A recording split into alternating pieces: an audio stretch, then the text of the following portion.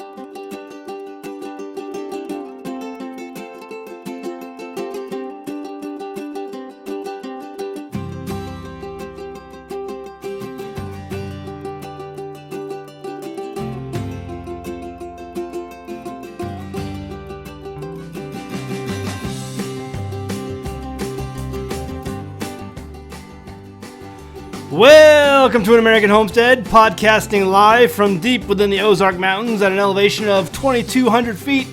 It's 10 p.m. Eastern, 9 Central, and it's good to be back. Got a big stack of stuff to talk about this week, all kinds of interesting news items I'm sure you're going to want to stick around the whole show for, so please stay tuned. Jamie is with me, and I have my decaf coffee raring to go.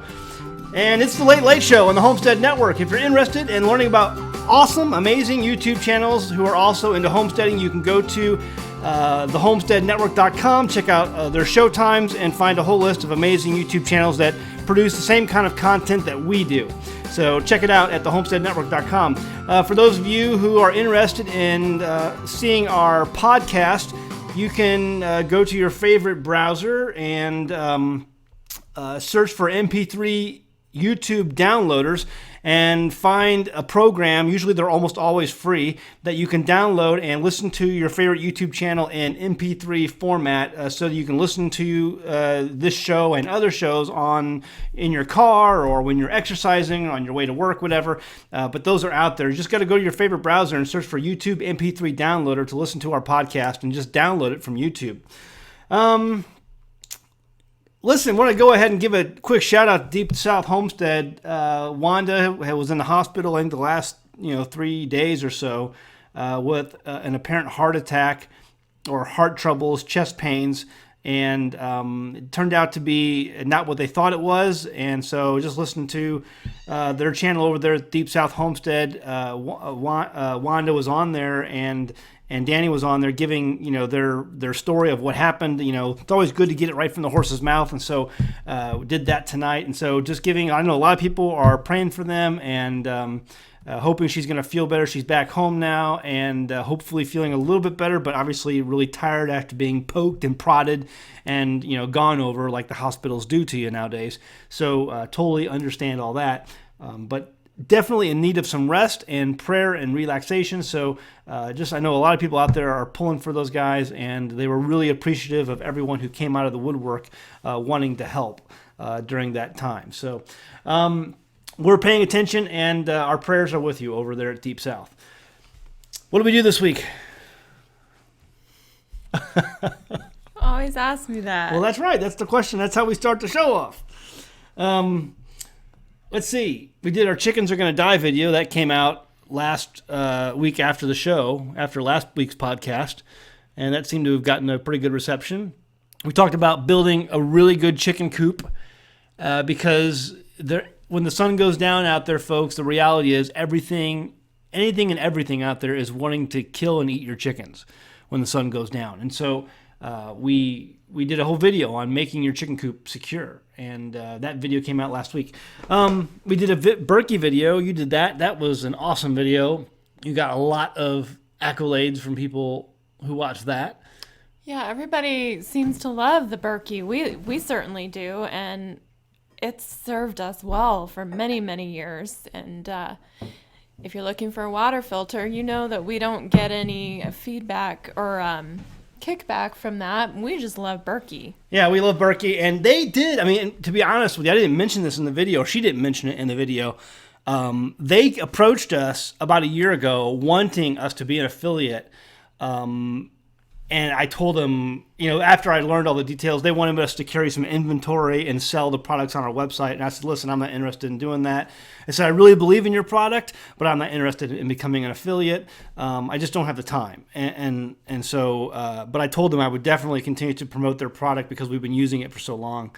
And so it's been in our kitchen for 8 years now, almost. Mm-hmm. Yeah. So very cool on that. Jamie canned some beans. You want to tell everyone the beans you canned? Well, I've been meaning to finish up my canned beans for a while, but I took 2 days in a row and I did kidney beans and pinto beans. I had already done black beans, so that should take care of it for a while. So kidney beans and pinto beans? Mm-hmm. Yeah. And you did some black beans before? Yeah. Mm-hmm. Okay, cool. So these are good for chilies. Yeah. We love chilies. So we did a bunch of beans, and that's all in the pantry. We didn't do a pantry video this year. I mean, I think it's kind of hard. The lighting isn't as good. The first time we did a video in there, it was the first year we moved into the house on the homestead, and we got the house built, and the house was different. We've knocked down a wall and added another wall. No, we didn't knock down a wall. Well, we knocked down. We put in a new door, which we moved the doorway. Well, you have to knock down a wall. Not knocking down the well, wall. you have to put a hole in the wall that wasn't there earlier. Okay, we sealed up one. My dad sealed up one doorway and opened up the doorway into the hallway instead. He sealed up the doorway that used to be. Well, that's into what the I call kitchen. knocking down a wall and putting up a wall. Not knocking down a wall. Anyway, but right now because of no studs were taken down. No studs. Well, how far apart were the studs? Exactly the doorway width. That's why we put the doorway where it is. Either way. That's why the doorway is so small, is because the space. So that is now our studs. pantry. And we can't record in there because it's really dark because there's only one window, at the far end of the pantry. Yeah. And so I can't record in there very well at all. It was originally supposed to be a utility room. Right. But the way it was before, it's situated, it brought in more light than it does now. Yeah, but the doorway into the kitchen was a whole wasted space. By moving the doorway to the hallway, which is a normal spot for a door anyway, we were able to use the whole corner in the kitchen. Right. So maybe one day we'll try to get some lighting in there to do a video. It'd be really nice. We'll see how our new camera does with that. But I mean, the pantry's full, and it's still got a lot of stuff in there from this last year. Plus, we're going to be adding more. I mean, we've eaten a lot of the salsa, but we still have salsa left from last year. We do. I can't believe we do. And I've been eating it like crazy. I know. We haven't been sparing on it. Last year we tried to, hold off on it and, have one. I was allotted one can of salsa a week. And now I've been having, sometimes 2 or 3. One jar. But I think that, I don't remember what the final count was. It was over 100 probably. It was. Anyway, but we got some new beans in the pantry. Tim started a new laundry building this week. He started a new project. So you've seen our laundry station in our videos in the past where Jamie's out there doing laundry. This is actually quite big. Yeah, and it's going to have shelter, so... You can do it in the rain, in snow. It is really pointless to do laundry in the rain because then you're just going to hang it on the line and it's going to not dry. It'll dry eventually when the rain stops. Anyway, it'll be nice to have shelter from the hot sun. Yeah, some shade hopefully. We could probably even put a shade cloth up on there on the south side of it if we wanted to. But he started that today. He's come along. I mean, I can't believe how fast he's putting that up. It's going to look really good when it's done. And I'll try to get a camera over there this week so you can just see, especially the patrons. The patrons will probably get a close-up look or a sneak peek of that being put together. So if you're a patron, be looking for that. Let's see what else. I cut some lumber on the sawmill on Friday. Finally got the sawmill back in operation. And cut 3 giant cedar logs on that and put some wood up. And where I put the wood up is what we've been working on for the last couple months, and that is the kiln. The solar kiln is finished. We finished the solar kiln. It's done, finito. It's ready to go. We got lumber in there, and the video will be coming in this week. So be looking for that. I have the kiln done, finally. The only thing I had left to do this week, which I did, was tarring the inside floor and walls with the sealant tar, and so I did that. Were you looking at my notes? Yeah. Are you copying off my notes? I just wanted to see what you wrote down. What do you think about? Well, I said my last thing was the kiln is done, and then I have a video coming out this week on that. But what about when do you think you'll be able to do a kitchen tour? You mean the outdoor kitchen? Yeah, everyone wants to see the outdoor kitchen. Is it ready yet for a tour? Oh, well, what I've been working on in my spare time lately is just cleaning out the pantry area and my extra kitchen supplies. And Joshua's been helping me a little bit. I'll just send them on errands, and I pack up a box of whatever, things like, our meat grinder that went out there, and different extra kitchen supplies I've had. My canning stuff will go out there eventually, and lots of things that have just been sitting back on a shelf. So, but none of that has been put away yet.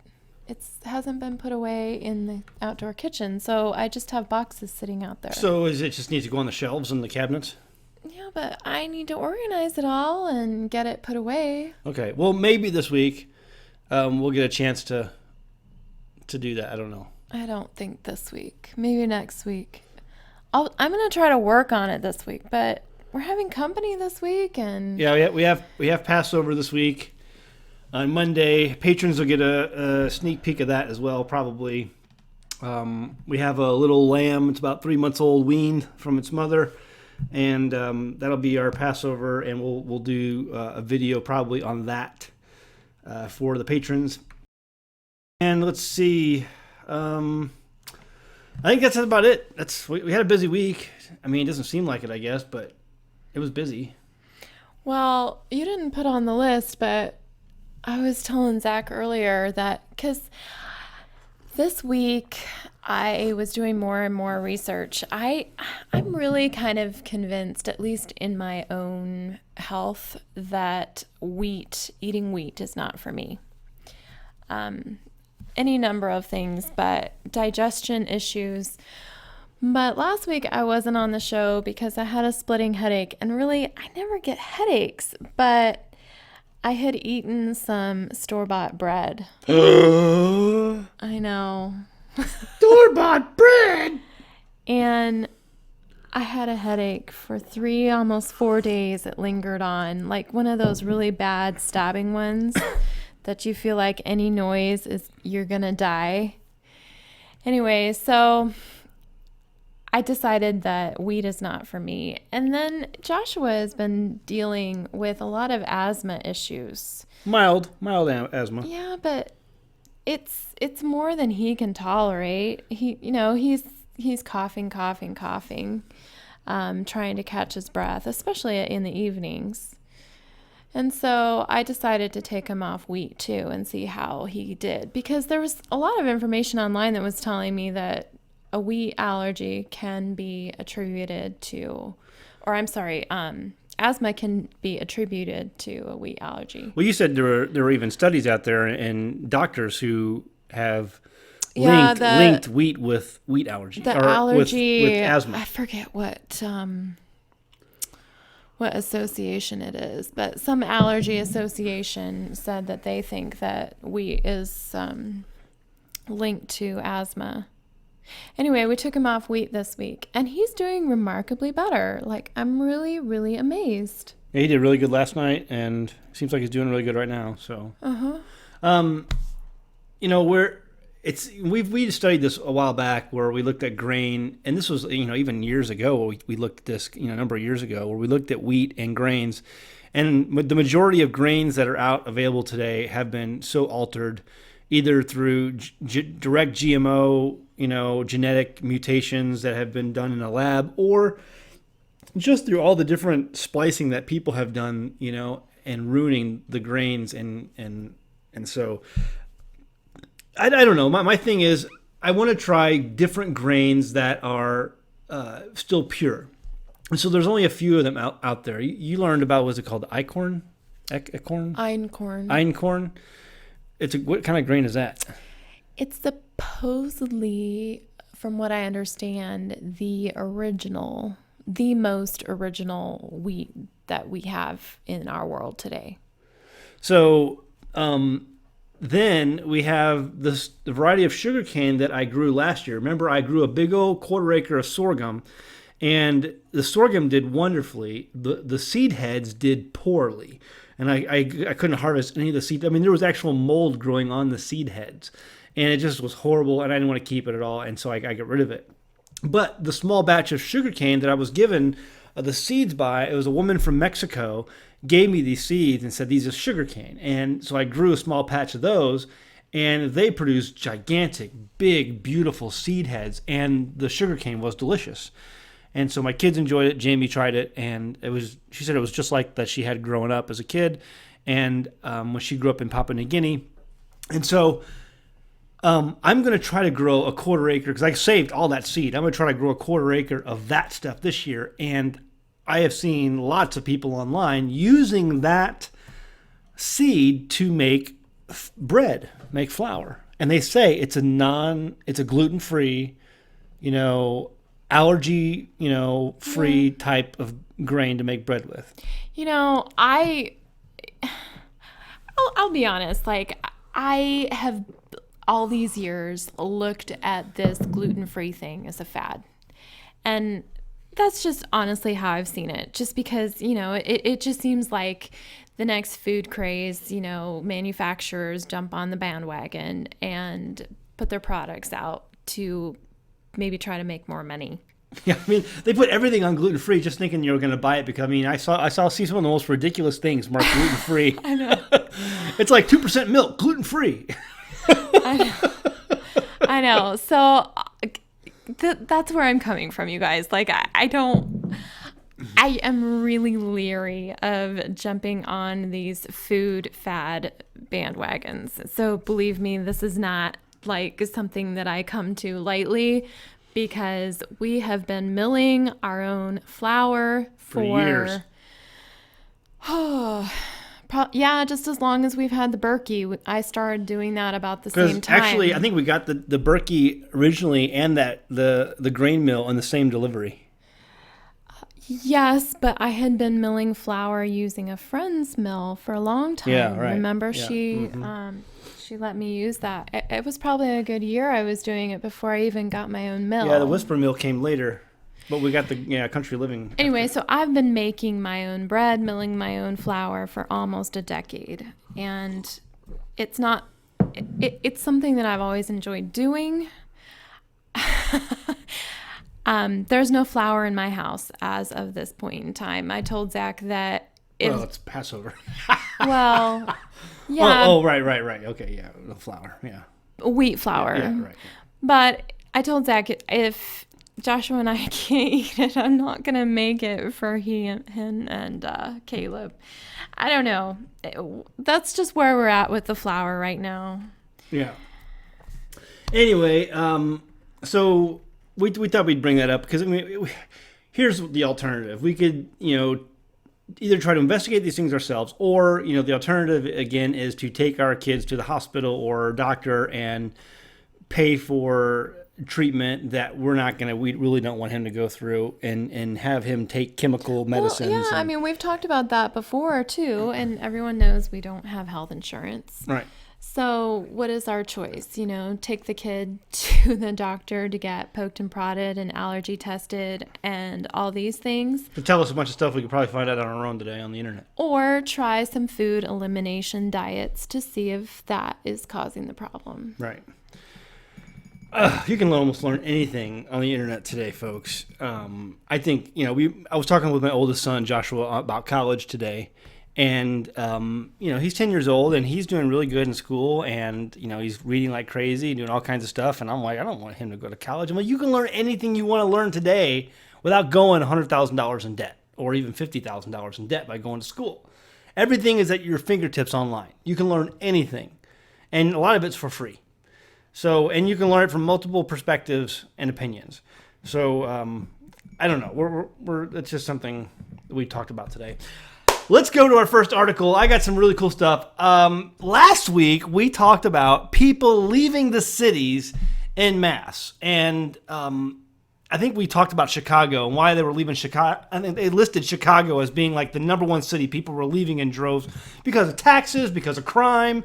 And they mostly, blamed it on weather and better economy, which is a bunch of garbage because we all know the crime in Chicago is horrible and the taxes in Illinois are through the roof.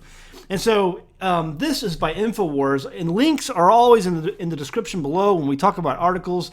And I try to keep these news items of interest to homesteaders like us. Whether you're off-grid or on-grid, doesn't matter. You're a homesteader. These are things that apply to you because now for 2 weeks in a row, you have an article that made the front page of the Drudge Report. Well, like there's not like a second page, but it's on the Drudge Report, and it's talking about people fleeing the cities in droves. And it says right here, let's go ahead and go to the article. It says thousands of Americans are fleeing the big cities. You can follow along by going to the link in the description below. It says, why are so many people suddenly moving away from the major U.S. cities? Well, I mean, I have my own opinions, but what InfoWars basically says is that these things are shrinking, and it's because of wanting a better life for their children, and they see civil unrest and crime are spiraling out of control. And basically, what they come down to as the conclusion is that society is going to collapse, and we're all going to die if you keep living in the cities. Which I tend to think that's kind of true. However, I think it's more than that. I think it's because of high taxation. It's over increased regulation. We've done videos on this. The Homestead Outlaws video where you go to jail just for owning a chicken in some places. You can't even own a chicken. And so it's over regulation. It's the higher taxation. It's the civil unrest and crime, obviously, and it's people who see the writing on the wall that this country is $20 trillion in debt, and there's no way you're going to get out of that, and a collapse is very possible economically. Not to mention, now we're shooting at Russia in Syria this week, and that was a big news item. And so you have that, specter always hanging in the middle of the room. But what this is saying is people are leaving the cities in droves. And it's, again, just like last week, the counties containing Chicago, Detroit, and the independent city of Baltimore was the biggest population losers in the United States from 2015 to 2016, according to data released today by the Census Bureau. Cook County, Illinois, where Chicago is the county seat, had the largest population loss of any county in the country from 2015 to 16. That's huge. Largest population loss. It said it had a domestic migration loss of more than 66,000 people. That is a staggering number of people to lose for a city in a single year, just for the tax purposes alone. I mean, these people are moving, so they have the money to move. Well, that money they had to move is no longer going into the tax coffers of the city they used to live in. That's major pain for that city that's already in trouble. We already know Chicago's in trouble. So, so the reason why this pertains to homesteaders and people like you and me is because where are they moving to? They're moving out to where we live. And that can be a good thing, and it also can be a bad thing. A lot of times the people who are leaving the cities are right-leaning conservatives, and they're sick of the nonsense going on in their cities, and other times, sometimes they're, flaming liberals who just want to get out of town because, of this or that, and, they want something a little more quieter because they think, it'd be better in the country, and then they get angry because every fall the deer hunters start killing Bambi and putting them in the back of their pickup truck. And so, like I said, there's always a good and a bad, with all of this. But again, another article I thought important to bring up that people are leaving the cities in droves. Really good article. I thought if you've missed that article this week, I'm putting it on the show this week so that you can take a chance to digest it. The other one is something I was talking to Jamie about this evening, and I wanted to ask the chat room. And we're not going to talk about it in the chat room now because I don't want to go there and distract myself from what I need to get done because I have a stack of stuff I want to get through. But eventually we'll get to the chat room tonight. And it's the Arbico Organics Fly Pest Control Trap. And let me go to the website over here. It's Arbico, ARBICO -organics.com. And it's a solar fly trap. Now, folks, if you have used this thing, I want to know about it because I saw some videos on YouTube this week or today showing this in operation, and not only did it trap flies, but in my opinion, it traps so many flies that you could use this as an additional resource for chicken feed for your chickens. I mean, by the time they emptied this trap, the flies were so dead, they basically had a pile of flies in this trap. You could pour these out to your chickens and use it for chicken food. I mean, they eat that right up. So I'm wondering, does anybody out there within the sound of my voice have experience in the Arbico, ARBICO organic solar fly trap? Link in the description below. But isn't it, you told me that it's the yeast that draws the flies. It's a trap bait. The bait they use is, I think it's yeast based. Okay, but is that something that would swell in a chicken's stomach? Well, they're not Any eating the yeast, yeast? but what happens is you have a bowl underneath here, and that's where you're pouring it. It doesn't matter if you splash it or whatever. You're basically pouring it in there, and what they're doing is they're coming to the bowl underneath there, and they're flying up inside the trap, and they can't get out. Okay? And so the chickens won't be eating the yeast. Okay. They're going to be eating the flies. Or if you give them the flies. In the video, one of the ladies from the company, the company was interviewing her, and she just poured the flies in the trash can. And I was like, I mean, that's chicken food. Puma ate 2 flies that I killed this week. The cat? Yeah. she loves them. She needs to kill the mice. At least she's doing something, I guess. Well, I had to kill them. Oh. But she ate the flies after I killed them. Well, I guess that's good. The vacuum cleaner. But our flies situation here is just bad during the summertime. And it just drives us nuts. I want to get the bug assault guns. If you're familiar with those, some of you have probably seen them. They have great reviews online as well. We talked about them last year. Yeah, I think we may buy them this year. But listen, by the time we go to the chat room, we'll go 15 till the hour. We're going to go to the chat room and talk to people. If you have any experience with this solar fly trap, please let me know, good or bad. I'd like to hear about it. I'm going to do some more investigations on this coming week. They say that this is really good for people who have livestock, who have manure piles that they're composting. They also have this thing called the fly eliminators. It's this wasp type larva that they put into the manure piles to eat the fly larva and prevent them from hatching. A great way to deter flies from your homestead. And so a lot of homesteads and a lot of farms, even commercial farms and dairy farms and places where they have large amounts of waste, have reported some good successes with this that I've seen so far. So I'm interested to see if any of our audience out there have dealt with this. And I know there are tons, literally tons of homemade fly traps that you can make online. I get it, I know, but and I've seen those YouTube videos. They do really pretty. They do pretty well. But this, I saw the videos on this, and this caught a lot of flies. Okay. So we'll talk about that 15 till the hour. Let's see. Next on my list, a stack of stuff. This was scary. A bill. It's called Senate Bill 18 will allow authorities to enter unvaccinated kids' homes. This is. Oh wait, I'm sorry. It's California. I mean, I should have just known.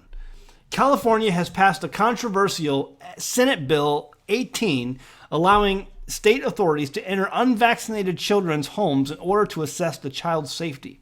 SB 18 is a law that forces parents to adhere to and comply with government's definition of what is appropriate practice when it comes to raising children, because obviously the state, knows how to raise children the best. Failure to comply with the appropriate practices in California now, including going against evidence-based medical recommendations, can put parents at risk of losing their children. At first blush, the amendments defining details of Senate Bill 18, which is being pushed by Big Pharma whipping boy Senator Richard Pan, Democrat of Sacramento, appear altruistic in nature, utilizing language that attempts to swaddle political overreach in soothing terms like Child Bill of Rights. However, when taking a closer look, the amendments contain strangely redundant policy that seems to be seeking laws for innocuous rights that already exist, which begs the question, what is the real purpose for this legislation? So, this is passed in California. I don't know if it's passed the House. I mean, it's got to go through their House, but the Senate, it says California has passed. So I guess it has to go to the governor's desk, which he'll sign, because let's see if it says anything about that here. It says, although it is written in legalistic language, it is easy to see what Steyer, Pan, and company are really saying. Parents must, because a child has rights, allow authorities to implement home visitations to assess living conditions in order to implement medical, educational, occupational, and technological standards coordinated with multiple agencies in order to ensure that parents comply with standards as set forth by the state. This is one of the reasons why people are leaving California in droves. We even know people who've left California because of this kind of stuff. So this is scary stuff right here, folks. This is California doing it. California may be seeing a trend firsthand that is going to be played out in the rest of the nation, especially since 134 vaccine mandates have been introduced in this legislative session, indicating the trend for political mandates of your child's standard of care is nowhere near slowing down. The only thing that stops this is you calling and talking, face to face with your legislators. All of you guys have legislators that live in your district. Find out who they are. Talk to them, make it known to them, find out where they live. They usually live in neighborhoods near you because they are your local legislators. I'm talking about your state guys, your state Senate guys, and your House guys, your General Assembly guys. They all live near you. They're all the ones they're the guys writing these laws. Go pay them a visit and let them know that, hey, I'm a voter, I'm in your district, and if you vote for any of this nonsense, you're gone. That's the only way you can do it. Sending letters and emails does nothing. Let me say that again. Sending letters and emails does nothing. Take that from a former volunteer lobbyist in Jefferson City, Missouri. Emails and letters do nothing. They get filed and sometimes they're never seen. But when you show up to a Senate hearing or a committee hearing, and or you meet your lawmaker in the hall, or you meet at the state capitol, or if you meet your legislator at a speaking event, he remembers that stuff. They remember that. Let's see. Very, very scary stuff from California. Next on my list of things before we go over to... I got a couple other things I want to talk about. So, with that in mind, Zero Hedge published an article this week. It says, here are the states with the highest property taxes. And then, out this week, came a list of states with the highest stress. I thought that was kind of interesting. Oh, nice. States with the highest stress. So, I thought maybe there would be a correlation. But, I was surprised. Let's take a look. So, Zero Hedge says, here are the states with the highest property taxes. And the highest property tax, you want to guess where it is? The states with the highest property tax? Yeah. Just blur out a couple of your top choices. Florida? No. I think it might be on the list, but... California? No. New York? Close. Illinois? No. Although that was on the list. Why are you making me guess? New Jersey. New Jersey had the highest. Ugh. New Jersey had the highest average annual property tax of $8,477. And obviously it was the Westchester County, obviously a Democrat county. Let's see, the one with the lowest annual property tax was Alabama. Huh, okay. So Alabama, with an average total of $776, which was Etowah County, Alabama, and that's a Republican county. Big surprise there. So, lowest Alabama, highest in property tax, New Jersey. Now, there were some other ones that were listed here, like New Hampshire, Vermont, Illinois, like you said. Texas was up there. I was surprised to see Texas. Texas has a very high property tax. And see, a lot of people talk about in these articles that we mentioned before where they're leaving the city in droves. One of the states they usually mention in those articles that people are moving to in droves because a lot of times they figure out, they talk to these people and they say where they're going because they can look at their forward mail, registrations that they've signed up for. And a lot of these people are moving to Texas. Well, it was, how many years ago did we go to your high school reunion in San Antonio? She didn't go to high school in San Antonio, but that's where they all met. Let's see. Well, it was 11 years. It was supposed to be 10, but it worked out to be actually taking place on the 11th year. How many years ago was that? Oh. That was before we moved off grid, wasn't it? Yeah, definitely. So we drove from... I think we were still in our apartment. Her parents at the time lived in Mount Pleasant, Texas, and we were driving to San Antonio. And so we drove from Mount Pleasant, Texas, which was in East Texas, all the way, about an hour outside Texarkana. We drove all the way down to San Antonio, and I could not believe the amount of people we saw living. I mean, I don't think I saw any wide, because you think of Texas, you think of wide open spaces. There wasn't any. There wasn't any wide open spaces that I saw that with no people. There was neighborhoods and and buildings and houses all along the entire route down to San Antonio. And Yeah. I always thought Texas was this great uninhabited state that no one lived at, and they had plenty of room. And I'm telling you, I'm here to tell you, Texas is full. It's full because that's where all these people are moving to. I talked to a lot of people moving out of California, and they're all going to Texas. And that's where these articles that we've been listing here every so often on the show, they're all saying a majority of these people leaving New York, leaving Chicago, leaving California are going to Texas. I'm here to tell you, Texas is full. And people ought to go up northwest, Alaska, Idaho, Montana. There's still some wide open spaces out there, but my goodness, I couldn't believe the amount of people. So anyway, Texas listed on this chart as being one of the higher percentages of property tax rates. I found that surprising. Now, let's go over to 2017's most and least stressed states. The article starts off like this. Stress affects everyone. Although we cannot eliminate stress entirely from our lives, we can minimize it by choosing to reside in the least toxic environments. The good news is stress levels in 2016 reached their lowest point in a decade. Well, that's good. The bad news is they're back on the uptick this year. During the 10-year period when stress was declining, Americans commonly identified money, work, and the economy as their biggest sources of worry. Now, when I read that, their biggest sources of worry was money, work, and the economy, I figured, well, maybe the property tax states would coincide with the stress states. Okay. Because I mean, you're giving if you're living in New Jersey and you're paying $8,000 a year for property taxes, Yeah. that's stressful to me. How much is Maybe their property even worth? maybe though? maybe It's they're rich and they don't have to worry about that kind of thing. I don't know, but to me that'd be stressful.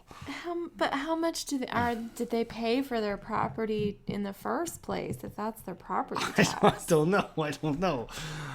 So, but anyway, I saw that. I was completely wrong. All right. So today, however, Americans also report increased anxiety over the election outcome, current political climate, and uncertainty with our nation's future and fear of violence. So it turned out that the state with the most stress is Alabama. Huh. That was the state that had the lowest tax rate. Okay. So why do you think that is? I don't know. What do you think? I don't know. I was totally wrong. I figured, it had to be some of these, liberal states, with their high taxes and, crazy violence and, that's why people are leaving these areas and moving to other areas. But I was completely wrong.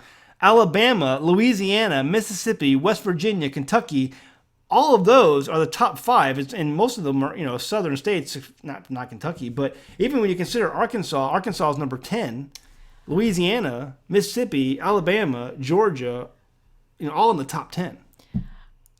I'm just throwing out a guess here, but I have also heard that those states are among the most unhealthy in terms of diet.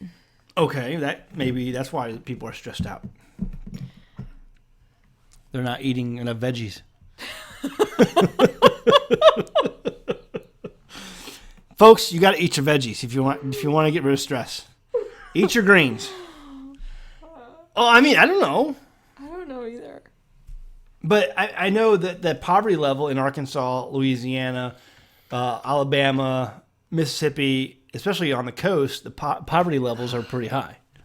Yeah, that's true. So that could be one of the reasons why you have the stress. Well, I think poverty, it has the tendency to be linked to poor diet. Yeah, because people are eating junk food, making poor choices with their diet. Yeah. I will say when I get my B vitamins, I am a whole lot less stressed.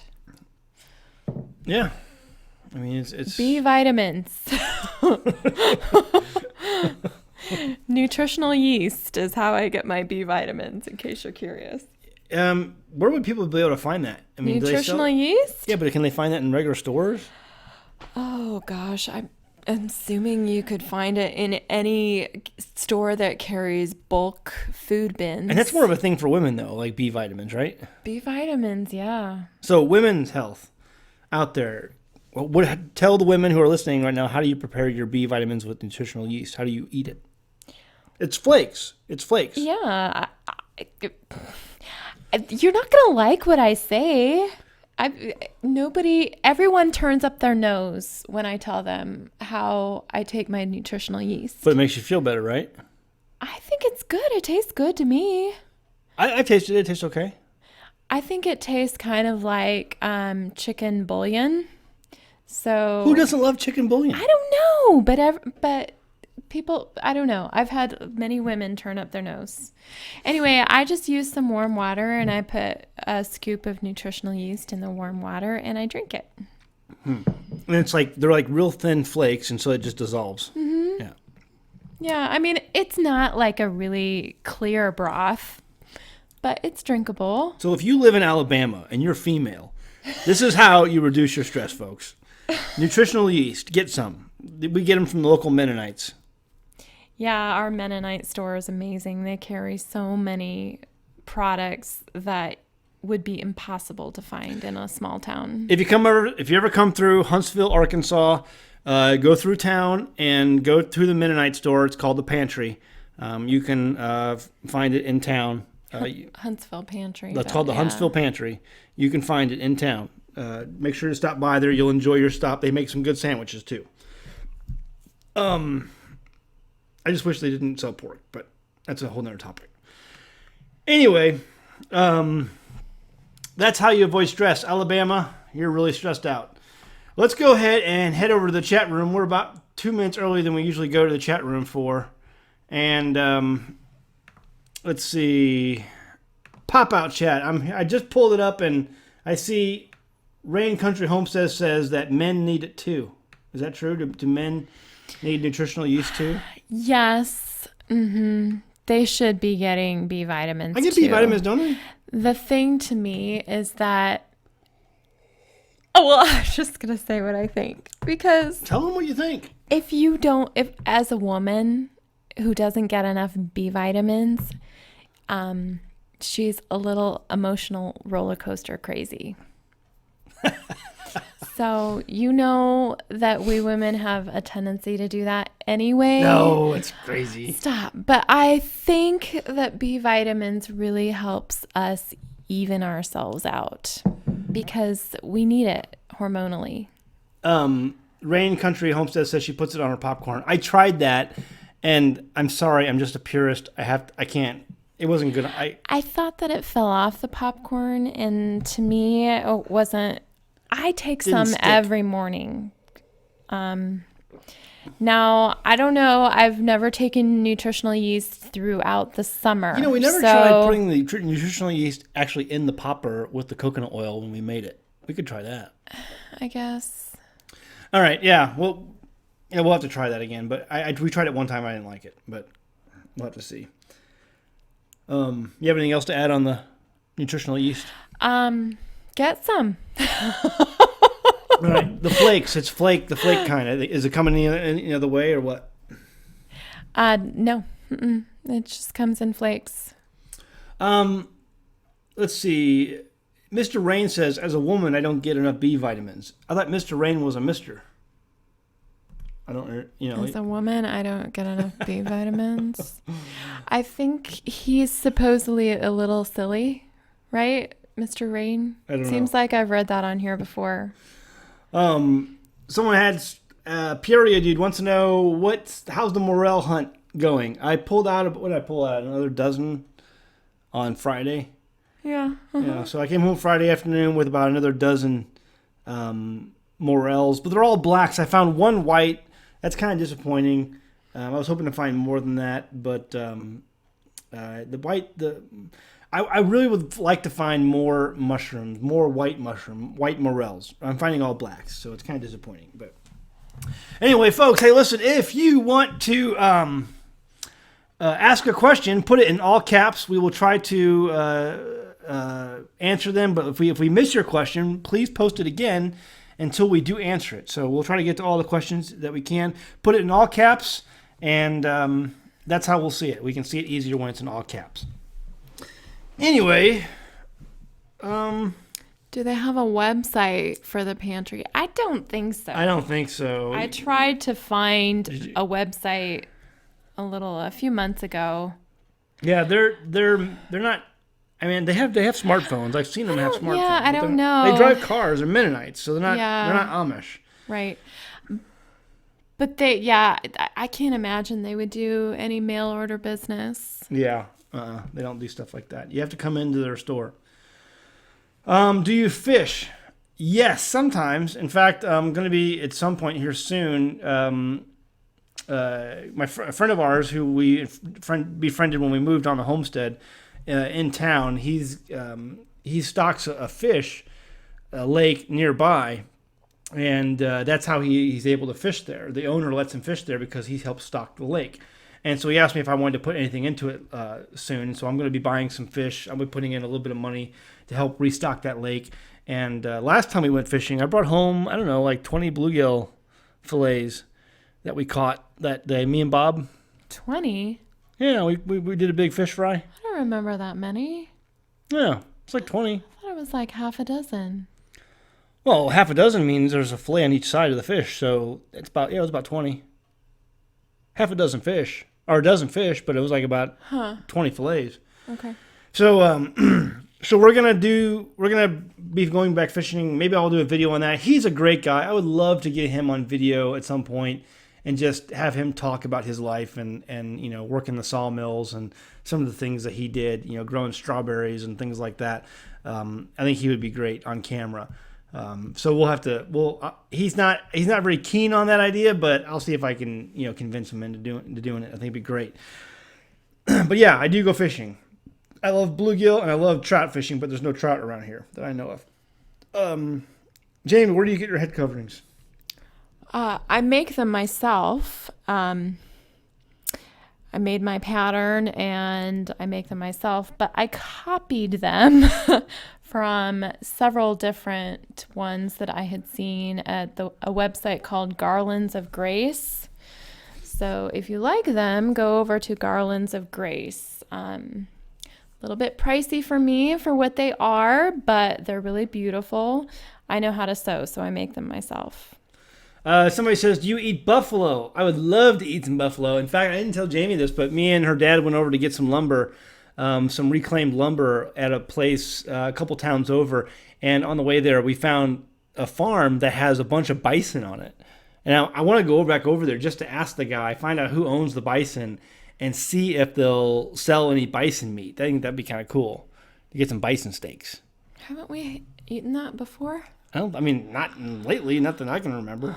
Has to have been a long time ago if we did. Yeah. But there are bison out here. In fact, just up the road, there used to be a really big bison farm back in the day, but it's long gone. The owner finally sold out and moved. But there are people, this guy, before he moved, I got to talk to him, and he said bison are a pain in the butt. They're very, very mean. You better be careful when you deal with them because they don't take any garbage.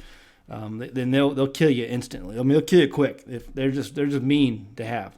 So, let's see. Update on the dozer.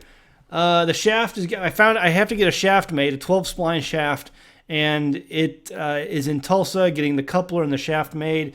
I think it's going to be a little cheaper. I was thinking it's going to be about $350 to get that made.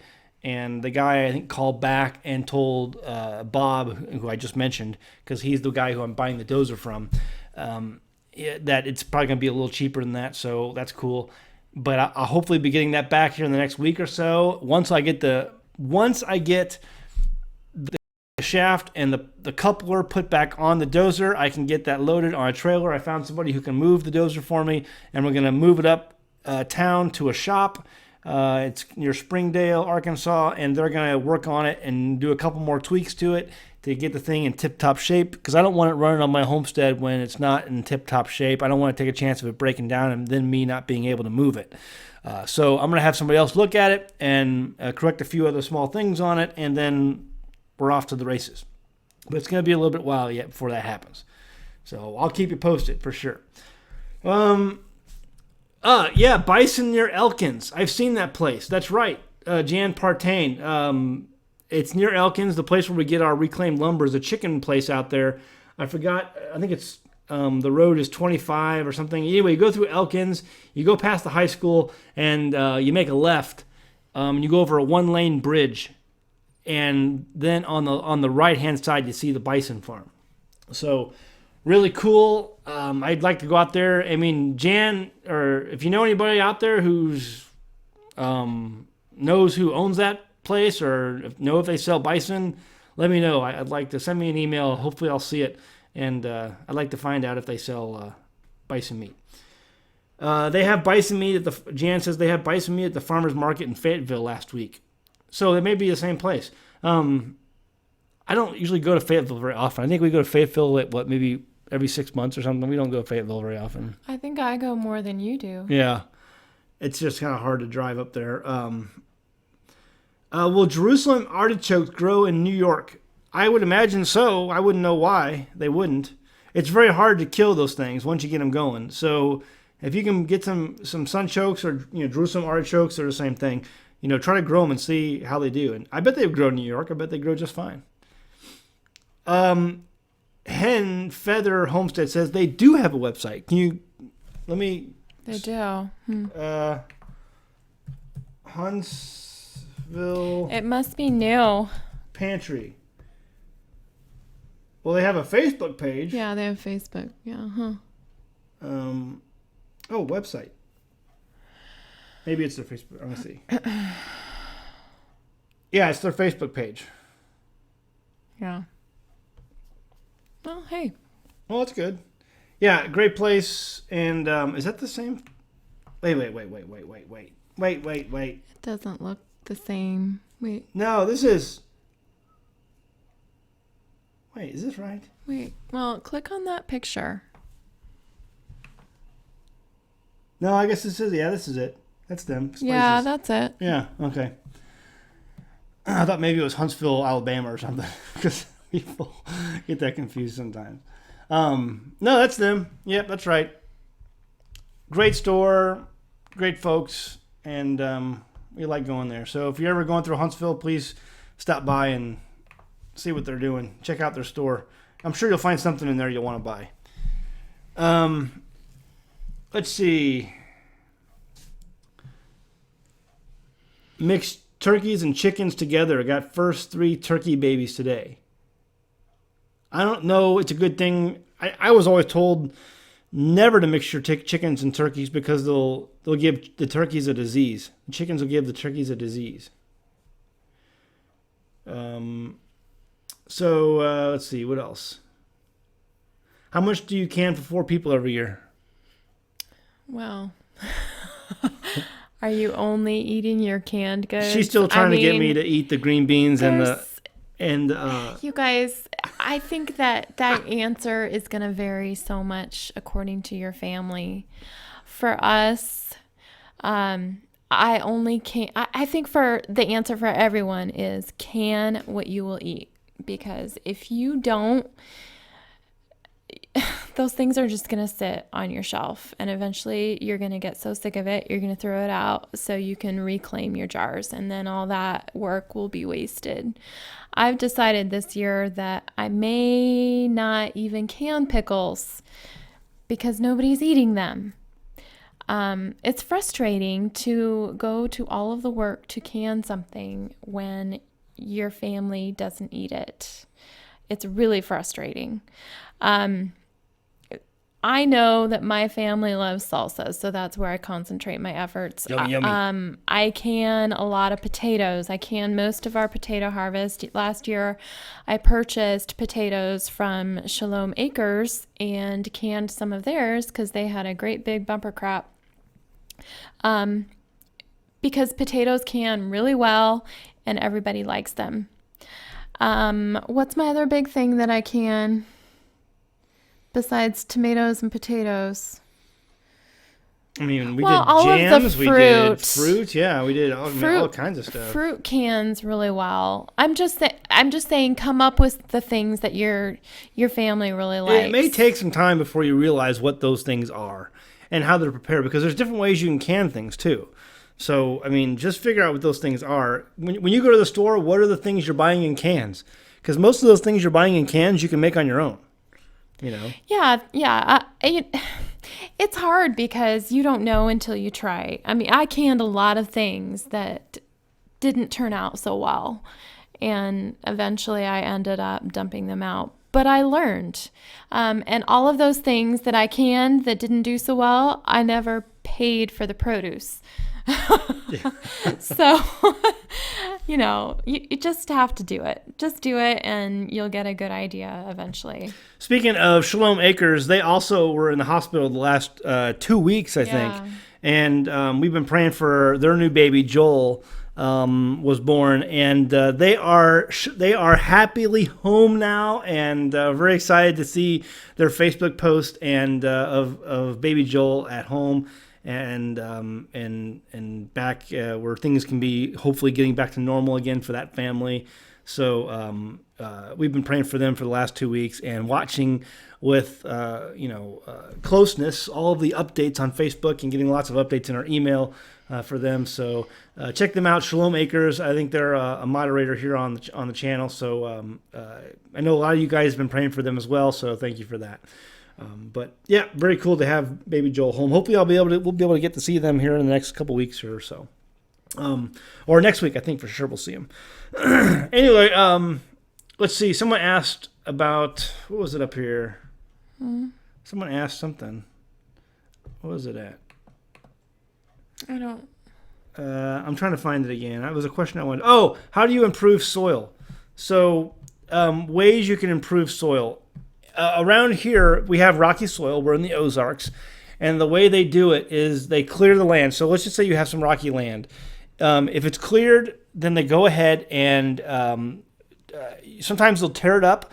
But the big thing is they will lime it. So if you have some soil or land that's already cleared, what they'll do is they'll lime it. A lot of times they'll tear it up, so they'll rip it. So you got to break up the soil because if you're going to plant things like Bermuda grass and have a good seeding for it, you want to rip up that soil, to allow that Bermuda to get seeded properly.